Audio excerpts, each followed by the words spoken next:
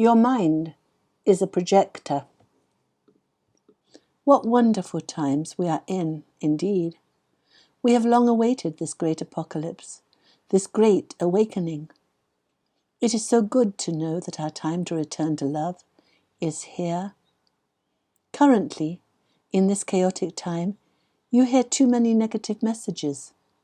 The tendency is for the ego to revel in these messages, especially in its current isolation. You are much alone now. Much of the time you are with yourself, and mankind has been indoctrinated, educated to think ill of himself. Mankind has been shamed and told he should feel remorse and guilt for his evil nature, and she has taken that for his truth. Words that fall automatically, unconsciously from parents and teachers' mouths, denigrate and put down much that children do. So children grow up feeling unworthy, feeling sinful and less than those around them. To feel better, they in their turn on their peers and look for and point out their weaknesses and negative behaviours. They call each other stupid. They get into a mindset of looking at all around them as incapable, and to feel better about themselves, they loudly tell them so. Such has been the nature of the human condition for eons. Now that this old, worn and weary hologram, low-vibrating matrix is collapsing, the negative messages are particularly loud and visible. The mainstream news, the newspapers, the television, the radio all parrot the same negative, fear-filled messages. Fear, fear, fear is the order of the day, and the ego revels in this. It is the ego's job to concentrate on the dark, on fear and anger. It is the ego's job to generate the negative emotions. It is the ego's job to bring up hatred, jealousy, greed, blame, shame, and guilt. For we are here to feel these feelings. It is by so doing that we more deeply, more intensely learn that we prefer love. Love, love, and only love.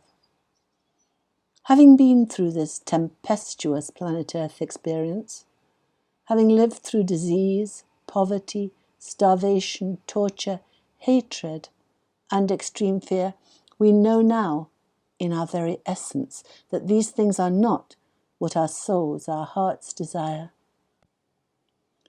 We are here to experience what is not. That is, we are here to experience fear in order to learn love. We are here with no memory of our great, loving, multidimensional spirit selves in order to individuate our personalities and find our talents, preferences, and abilities.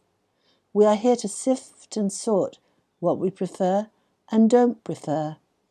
And so we are pulled by the yin and the yang, the dark and the light, by our ego's selfish desires and our soul's quiet preference for loving and right action, our soul's desire for righteousness. And at this time, everything is accentuated. Since the old third dimensional system that has tentacles deep in every part of governance and control is collapsing, the chaotic, illogical bureaucracy and rules and regulations are coming to the light. The corrupt politicians, the service to self company directors, the petty bureaucrats are seeing their power being taken from them, so they are desperately tightening the strings of their control. To keep mankind in the dream state, the media is loudly broadcasting fear-filled, frightening, outright lies to their human audience, and many take all they are told as their truth.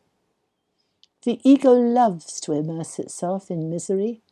It loves to see the degradation of its fellows, for then it can feel better about itself. Sadly, when it does so, it creates an unhappy reality for itself. Your mind is a projector.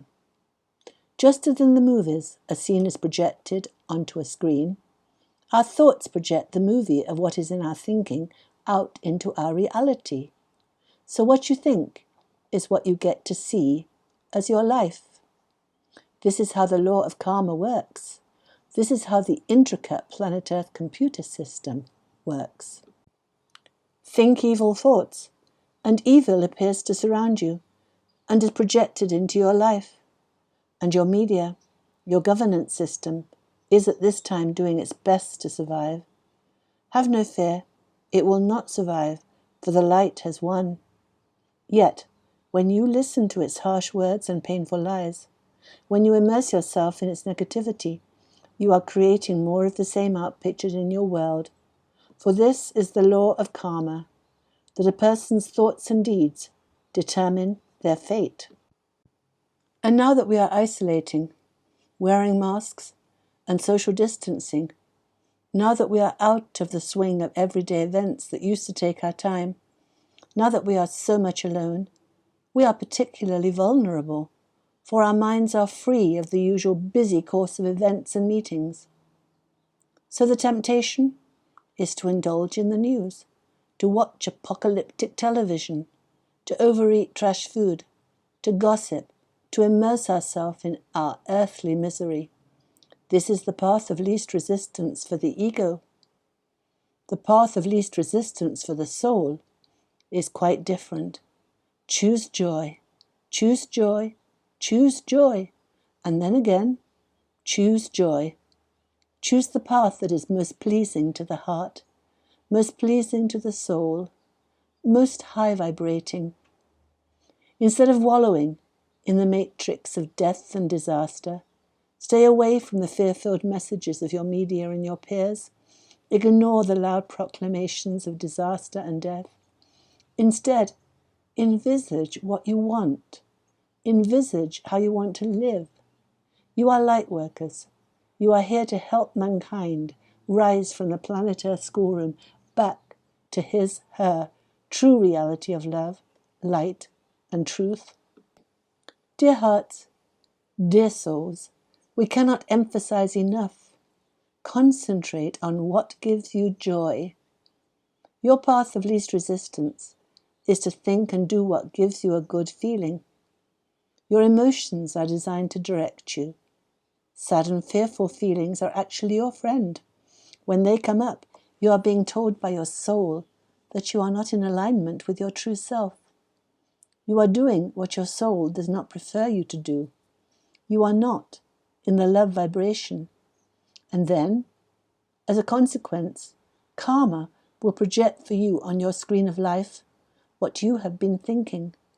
And you will say, but that is my reality. Just look at what is. People are wicked.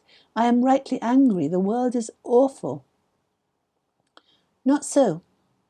The world is what you are making it to be by your thoughts, words, and deeds. Leave your past behind. Leave the pain and bewilderment, suffering and disease behind. Forgiveness is truly never thinking or speaking about the past again, for the past no longer circles round and round in your brain. Instead, loving thoughts about the present, wonderful images of the imagined future fill the mind, and this imagined world will become your reality, for your thoughts are projected into the seen world. When the past is forgotten and forgiven, and love fills the mind, then a loving world is your experience. And so, in the eternal, everlasting nature of this universe of God, planet Earth is ending another learning cycle.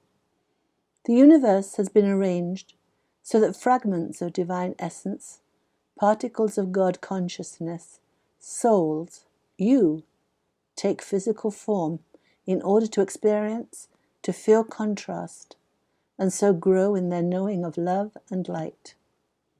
You are in the process of leaving your fear entrainment behind. Grasp this wonderful opportunity with enthusiasm. Create your own world by your loving thoughts and kind words as you are designed to do. Use the law of karma as your friend. Stay away from what you see as earthly reality. Create your own reality, and you will move back into the light of your true spiritual beingness. You will alchemize fear to love. The old planet Earth dark experience will be forgotten. It will be just a story, for your mind will be immersed in the wonder of the new divine paradise, nirvana, it has created. That was Aita, channeling her higher self. We are blessed beings, indeed.